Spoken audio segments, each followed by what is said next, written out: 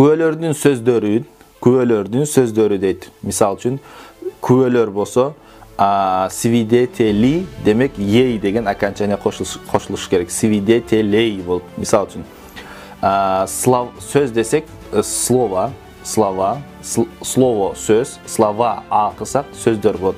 Слова свидетелей күбөлөрдүн сөздөрү. Слова свидетелей күбөлөрдүн сөздөрү. Негиздөөчүлөрдүн талабы.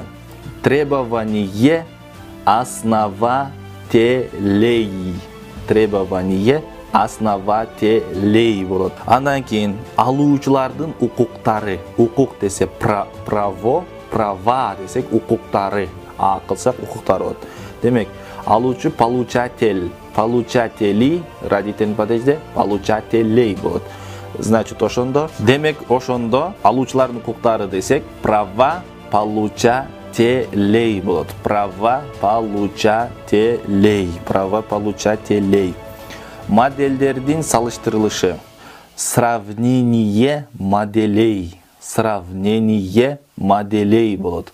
Сравнение моделей. Сравнение моделей. Мугалимдердин айлыктары. Зарплаты учителей. Зарплаты учителей мугалимдердин айлыктары болот. Арыздануучулардын укуктары. Арыздануучуларды. Заявитель арыздануучу, заявители арыздануучулар.